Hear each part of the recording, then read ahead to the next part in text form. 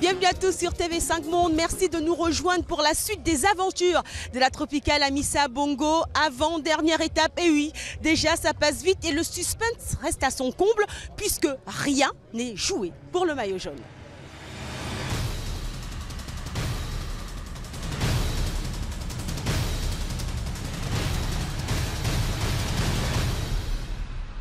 Au départ de l'Embarrainé, comme pour oublier l'enjeu de ce matin, Soufiane Hadi déstresse à sa manière. Quelques petits pas de jazzé, également à sa façon. Tout sourire, le jeune Marocain de 20 ans sait qu'aujourd'hui, il peut rentrer dans l'histoire de la Tropicale. Mais attention, il y a ces petits hommes verts là, Europcar, détenteur du titre et surtout lui, Johan Gen, le plus dangereux au général. Autant dire que pour cette avant-dernière étape, ça casse ou ça passe. Premièrement, faire des sprints pour garder le maillot et deuxièmement, pour ne pas laisser, surtout l'Europcar, le numéro 3 Gen, parce qu'il est derrière 10 à 3 secondes.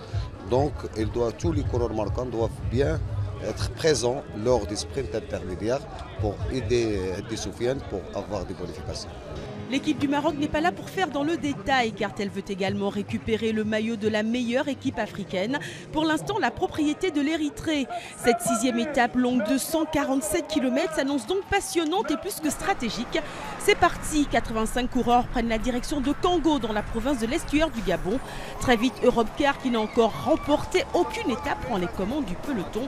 Les hommes en vert auraient apparemment décidé de frapper un gros coup ce matin. Et pour éviter le coup de massue, les Marocains réagissent et suivent.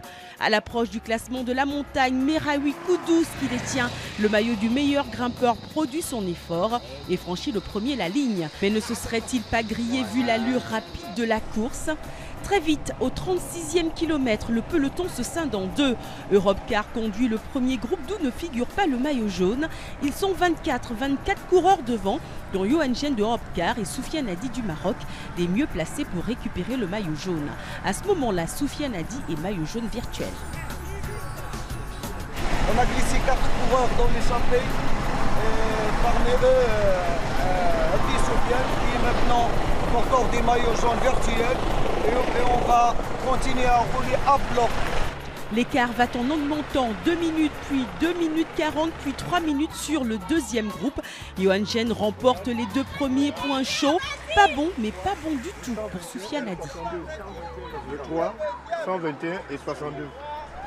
Vu la configuration de la course, tout semble se jouer entre Europcar et le Maroc. Gros travail du jeune Nathanaël Berhan, ici en blanc. Et puis, Johan Gen semble facile. Le coureur de Europcar n'est pas en terre inconnue. Johan sait courir, il connaît bien cette course. Il sait octroyer les bonifications, une place de 2, une place de premier. Donc leader pour 2 secondes, ça sent bon. Le groupe de tête va aller jusqu'à 5 minutes d'écart avec le groupe maillot jaune. À 10 km de l'arrivée, ils sont encore nombreux en tête. Ça va se jouer au sprint. Un sprint remporté par Johan Gen. J'ai eu des coéquipiers qui m'ont emmené sur un plateau. Ils ont roulé toute la journée. Donc j'ai juste eu à faire les bonifs et puis eux, ils se sont contentés de faire le reste. Johan Gen est en jaune. Le Maroc arrache à l'Érythrée le maillot de la meilleure équipe africaine. Au classement général, Soufiane Hadi est à 8 secondes du nouveau maillot jaune. Rien n'est joué.